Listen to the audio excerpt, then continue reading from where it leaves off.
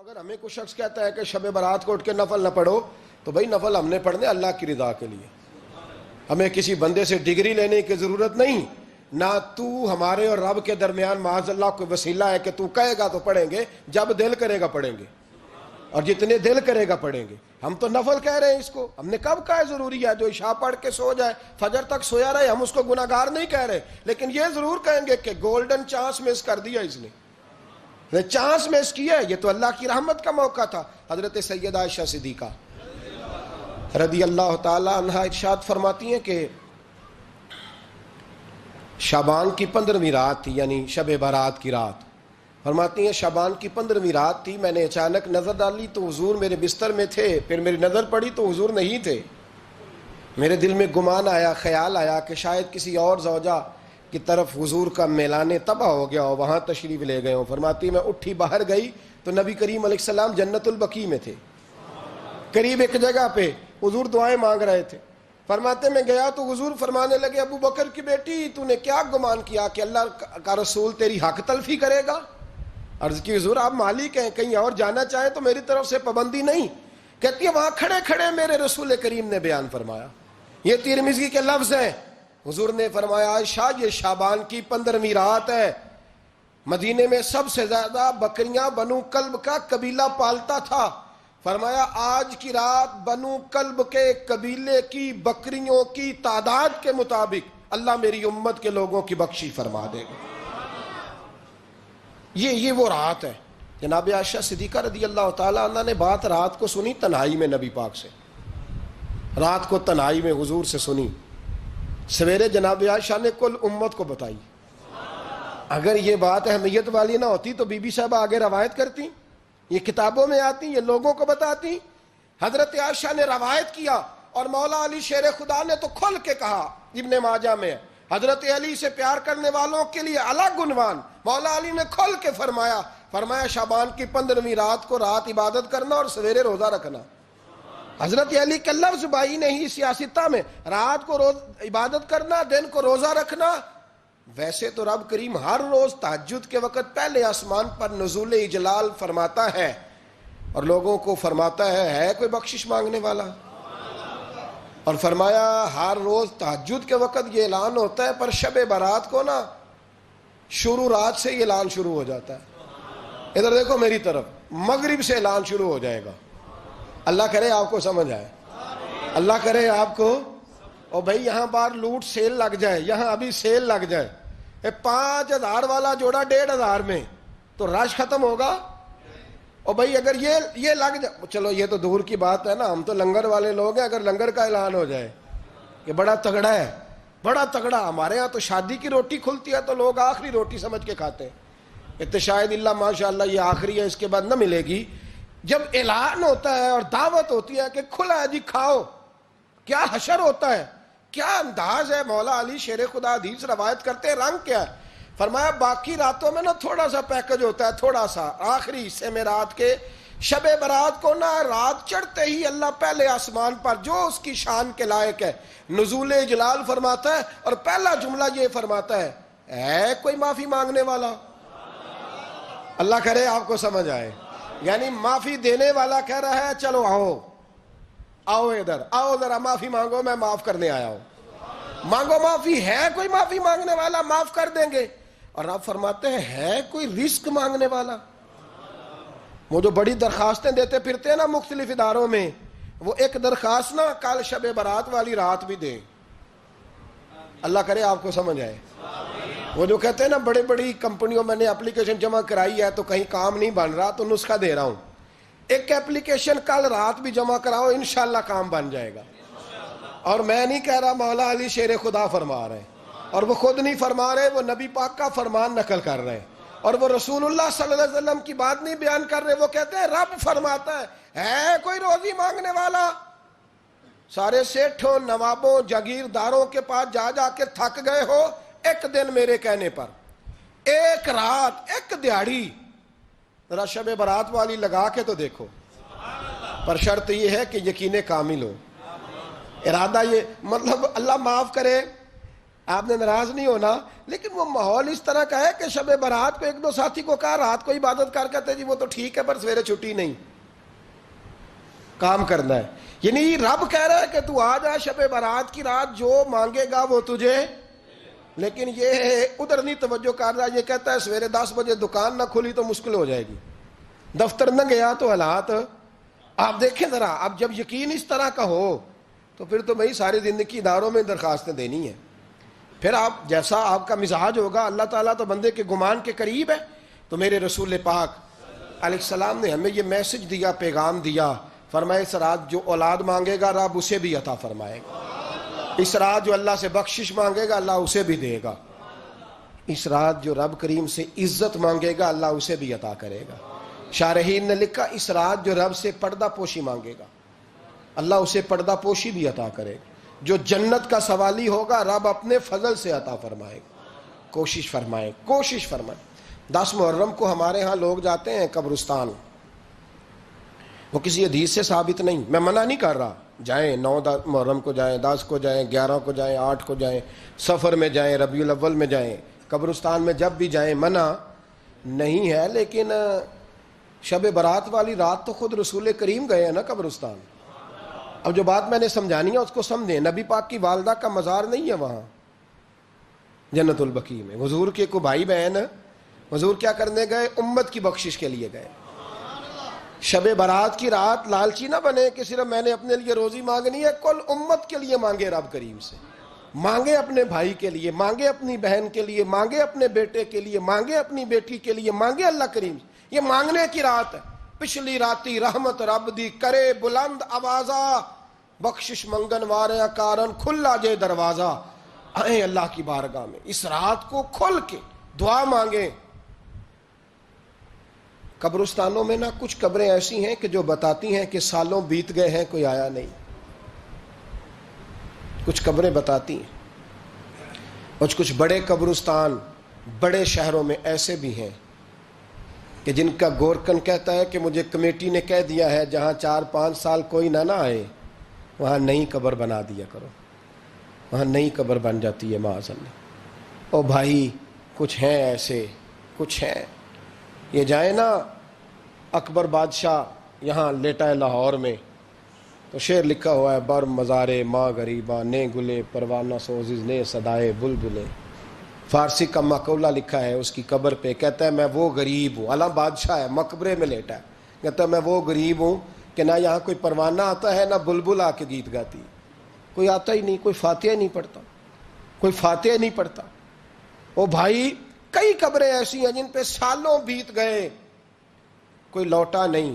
اور مشکات میں حدیث ہے میرے نبی کریم علیہ السلام نے فرمایا جو قبر میں ہوتا ہے وہ تو اس آدمی کی طرح ہے جو دریا میں ڈوب رہا ہے اور وہ انتظار کر رہا ہے کہ میرا بیٹا میرے لیے دعا مانگے، میری بیٹی دعا مانگے. پر بیٹے کو تو 27 سال ہو گئے، ملک سے باہر ہے، کاغذ بنے گے تو ابے کی قبر پہ آئے گا نا. اس کے تو کاغذات ہی نہیں مکمل ہو رہے. وہ بیٹے کو تو مشکل ہے بڑی، وہ تو کاغذات نہیں بن رہے. وہ تو دولت کا مطالبہ پورا ہوگا تو جبھی وہ کام ہوگا نا. انتظار ہو رہا ہے قبروں میں میرا بیٹا دعا کرے، میرا بھائی دعا کرے. اور اگر بچہ دفن ہے تو وہ کہتا ہے میری ماں دعا کرے، میرا باپ دعا کرے. کوشش کریں شب برات بعد از مغرب یہ رواج پیدا کریں. یہ رسول اللہ کا طریقہ ہے صلی اللہ علیہ وسلم. قبرستان میں جائیں اور جا کر کے وہاں اللہ تبارک و تعالیٰ سے دعا مانگیں کہ یا اللہ جو اس قبرستان میں لیٹے ہیں وہ بھی، اور جو آج تک کلمہ پڑھنے والے دنیا سے گئے وہ بھی، اور جو قیامت تک جائیں گے وہ بھی. اے اللہ تو سب کی بخشش فرما دے. اللہ کی رحمت کو محدود نہ کریں کہ صرف مجھے بخش دے، اسے کہیں یا اللہ کل کی بخشش فرما. ساری امت کے لیے دعا کریں. شب برات کی رات نفل پڑھیں. ہمارے ہاں محفل ہوتی ہے ہر سال الحمدللہ، بڑے شوق سے بڑا خوبصورت ہم اہتمام کرتے ہیں. لیکن میں اکثر دوستوں سے کہا کرتا ہوں کہ جن کو اکیلے میں نفل پڑھنے میں مزہ آئے وہ اکیلے میں پڑھیں. کتنی کھلی بات کر رہا ہوں. میں پابند نہیں کر رہا کہ آپ یہاں آئیں گے محفل میں آئیں گے ضروری ہے. بھئی آپ کو اکیلے میں مزہ آتا ہے نا. کچھ لوگ تنہائی میں ہوں تو دل زیادہ لگتا ہے، وہ تنہائی میں کریں اللہ اللہ کوئی حرج نہیں. لیکن کچھ ایسے ہیں کہ نعت سنتے ہیں تو دل نرم ہوتا ہے، تقریر سنتے ہیں تو دل نرم ہوتا ہے. تو جن کا اس طرح نرم ہوتا ہے وہ مسجد میں آئے, بات سنے. کچھ کو سب کے بیچ بیٹھ کے رونا آتا ہے. حضرت سعدی شیرازی فرمایا کرتے تھے کچھ لوگوں کے آنسو مجھے رلا جاتے ہیں. فرماتے ہیں کچھ کی آنکھیں دیکھ کے رو پڑتا ہوں, لہذا میں جب بھی ذکر کرتا ہوں محفلوں میں بیٹھ کے کرتا ہوں. تنہائیوں میں مجھ سے نہیں ہوتا, تو جس سے نہیں ہوتا وہ آئے نا, مسجد میں آئے, رات عبادت کریں. کل مغرب سے پہلے پہلے کام سمیٹ لیں سارے, اور مغرب کے بعد یہ رات شروع ہوگی, مغرب کے بعد ایک چھٹی کر لو اللہ رسول کے لیے. کر لیں گے انشاءاللہ تعالی ایک چھٹی. اور توبہ کی رات ہے, یہ توبہ کرنی ہے. توبہ کس کو کہتے ہیں؟ توبہ کا معنی ہے پچھلے گناہ پر پچھتانا, شرمسار ہونا. کہتے نہیں اے کاش میں نہ کرتا, اور وہ لفظوں میں نہیں, جملوں میں نہیں, توبہ رٹی رٹائی نہیں. شرمسار ہونا اور آئندہ گناہ نہ کرنے کا پکا ارادہ کرنا, اس کا نام توبہ ہے. دیکھیں اللہ تعالیٰ فضل کرے, میں نے پچھلے سال کہا تھا پھر کہتا ہوں, مسجدوں سے نا شب برات کی رات, شب قدر کی رات چیخوں کی آوازیں آتی ہیں, لوگ اتنا روتے ہیں. روتے ہیں نا, رونا چاہیے. کم روتے ہیں, زیادہ رونا چاہیے. لیکن سوال یہ ہے کہ اتنا زیادہ لوگ شب برات کی رات روتے ہیں, کیا پھر سویرے بددیانتی ختم ہو جاتی ہے؟ جو رات مسجد میں کھل کے رو کے آیا ہے اس کا پروگرام ہے نا کہ اب ملاوٹ کبھی نہیں کرے گا, اب گاہکوں سے جھوٹ کبھی نہیں بولے گا, اب وہ بددیانتی کا معاملہ کبھی نہیں کرے گا. لیکن رات روتا بھی رہے اور سویرے پروگرام یہ ہو کہ میں نے پھر لوگوں کو فریب دینا ہے, داؤ لگانا ہے, تو اس نے توبہ کیا رات کے, یہاں بس یہ ایکٹنگ کر کے لوٹ آیا ہے. یعنی بڑی سجا بنا کر کے, سوار کر کے رات توبہ کی. کیا مطلب ہے توبہ کا؟ کہ توبہ آپ نے کی. حضرت حسن بصری سے کسی نے کہا توبہ کیا ہے؟ فرمانے لگے توبہ یہ ہے کہ جس گلی سے رب نے تجھے منع کیا ہے دوبارہ پھر تو اس گلی میں نظر نہ آئے, تو نظر ہی نہ آئے. اور جس جگہ جانے کا رب نے تجھے حکم دیا ہے پھر تو دوبارہ وہاں سے غیر حاضر نہ ہو. اگر یہ پروگرام ہی نہیں, ارادہ ہی نہیں. بچے ایک دو مجھے کہنے لگے کل حضرت صاحب توبہ کے موضوع پر ہم نے گفتگو کرنی ہے, تو کوئی باپ بتائے کہاں پہ ہے. کچھ بچے شاگرد ہیں, کچھ مسجدوں میں جمعہ پڑھاتے ہیں. ایک نے مجھ سے کہا, تو میں نے کہا بیٹے پہلے مسجد میں جاؤ, 2 نفل پڑھو, توبہ کرو, توبہ کا ارادہ بناؤ. یہ رسم نہیں ہے. وہ نعت خواں بھی تو توبہ کر لینا جو شب برات کے دن لوگوں کو توبہ کرانے آیا ہے اور 25,000 کا سودا کر کے آیا ہے. تو آج اس کام سے تو توبہ کرنا, یہ نوٹ پھکوانے سے تو توبہ کرنا. یہ رسم ہے. ساری رات توبہ توبہ توبہ توبہ, یہ کیا معنی ہے اس کا؟ کیا مطلب کریں؟ امام غزالی فرماتے ہیں کہ ایک آدمی بادشاہ کا گارڈ تھا, سپاہی تھا, اس کا پہرے دار تھا, نگرانی کرتا تھا, بڑی وفاداری سے نوکری کرتا رہا. بادشاہ نے اسے تنخواہ کے علاوہ بھی بڑا نوازا, بڑا نوازا, بڑا نوازا. اسے بادشاہ نے بڑے الاؤنسز دیے, بادشاہ نے بڑا کچھ دیا, مکان دیا. کچھ سالوں کے بعد بادشاہ کو پتا چلا کہ یہ میرے لیے نہیں آتا تھا, اس کی تو میری کنیز پر نظر تھی. اس نے تو رات کی ڈیوٹی اس لیے لگوائی تھی کہ کنیز پر نظر تھی. تو امام فرماتے ہیں کہ بتاؤ پھر وہ بادشاہ اس کے ساتھ کیا سلوک کرے گا؟ وہ کیا سلوک کرے گا؟ تو لوگ کہنے لگے حضور لگتا یہ ہے کہ وہ نا 4-5 حصوں میں کاٹ کے تو کتوں کے آگے پھینکے گا. آپ فرمانے لگے میرا رب تو بڑا ہی کریم ہے, وہ تو ایسے نہیں کرتا. لیکن بتلاؤ اگر اسے پتا چلے کہ یہ رسم کے لیے آیا ہے, اس کی تو نظر ہی مال پہ ہے, یہ تو سویرے بدلے گا نہیں, یہ تو دھوکہ دے رہا ہے, یہ تو توبہ کرنے آیا ہی نہیں, اس نے تو ڈھونگ رچایا ہے, اسے تو پہلے سے خبر ہے. تو پھر تم کیا امید رکھتے ہو؟ پھر کیا رویہ رکھتے ہو؟ شب برات کی رات دھاڑے مار مار کے رونا اور صبح اسی طرح دھوکہ دینا, اسی طرح فریب کرنا, اسی طرح جھوٹ بولنا, اسی طرح بددیانتی کرنا, اسی طرح لوگوں کو لوٹنا. تو یہ رسم نہیں ہے توبہ. توبہ تو بدل جانے کا نام ہے, توبہ تو پھر سنور جانے کا نام ہے. توبہ تو اس طرح ہے جس طرح حضرت ابراہیم ابن ادھم نے کی تھی. وقت کے بادشاہ تھے, بادشاہ جب توبہ کی تو پھر ہر چیز چھوڑ دی, پھر مال لوگوں میں بانٹ دیا اور پھر ٹاٹ کا لباس پہن کر زندگی گزاری. لوگوں نے کہا حضور یہ تبدیلی ہے. فرمایا تبدیلی نہیں, یہ میری توبہ ہے, یہ میری توبہ ہے. جب توبہ کی تو پھر بدل کے کی, جب توبہ کی تو پھر تبدیل کیا آپ نے. یہ کیا توبہ ہوئی؟ ساری رات روتے رہے, سویرے دکان پہ جا کے پھر قسم اٹھائی کہ مجھے تو پڑتا ہی 11,000 کا ہے. یہ توبہ ہے؟ تو آپ نے اور میں نے توبہ کرنی ہے تو انشاءاللہ تعالیٰ اس طرح کرنی ہے کہ پھر 15ویں شعبان کو بدل جائے. یہ جو موقع آتے ہیں نا شب برات کے, شب قدر کے، یہ بنیادی طور پر اللہ تعالیٰ کی طرف سے دی ہوا موقع ہوتا ہے کہ چلو تمہیں چانس دیتے ہیں، تمہیں چانس دیتے ہیں، پابندی کوئی نہیں، لیکن رب کی طرف سے نا موقع ملتا ہے، چلو تمہیں ایک موقع دیتے ہیں، چلو اپنے آپ کو کلیئر کر لو، تمہیں موقع دیتے ہیں۔ یا اللہ کیا کرے، کچھ بھی نہیں، آ کے نا سچے دل سے 2 رکعتیں پڑھ کے توبہ کرو، عرش کا مالک پچھلے سارے ہی معاف کر دے گا، کچھ بھی نہیں، آؤ موقع ہے۔ ان لوگوں کی باتوں پہ نہ جائیں جو بلا وجہ پریشان کرتے ہیں، ہمیں بھی روز ہی سوال آتے ہیں، دل نہیں کرتا، کچھ باتیں ایسی ہیں جو کرنے کو طبیعت نہیں چاہتی، میں کروں گا بھی نہیں۔ لوگوں کو شب برات کا حوالہ بھی نہیں مل رہا، حالانکہ ترمذی شریف میں حدیث موجود ہے، صحاح ستہ کی روایت ہے، ترمذی میں موجود ہے۔ پہلے کہتے ہیں صحاح ستہ سے دکھاؤ، جب صحاح ستہ سے مل گئی تو آپ اور کدھر جانا ہے؟ اور ابن ماجہ میں موجود ہے مولا علی کی روایت، اور ذرا ترتیب دیکھیے گا، یہ ترمذی کی حدیث ہے، اور امام ترمذی نے تو پورا باب باندھا ہے 15ویں شعبان پر، پورا باب۔ اب تمہاری مرضی ہے، اگر تم نہیں بات کو سمجھنا چاہتے۔ اور مجھے پتا کیوں یہ شب برات کیا لگتا ہے، مجھے کبھی کبھی یوں لگتا ہے کہ رب فرماتا ہے کہ رمضان سے 15 دن پہلے ہی پکی سچی توبہ کر لے، تیاری کر، پاک صاف ہو جا، تاکہ جب رمضان آئے نا تو پھر تجھے پاک ہونے کی ضرورت نہ پڑے، بس پھر تو آتا جائے اور میں تیرے اوپر رحمتیں نچھاور کرتا جاؤں۔ بس تو پہلے ہی تیاری کر، 15 دن پہلے ہی، 14 دن پہلے تیار ہو جا۔ کل رات اپنے آپ کو ذہنی طور پر تیار کریں، بچوں کو تیار کریں، گھروں کو تیار کریں۔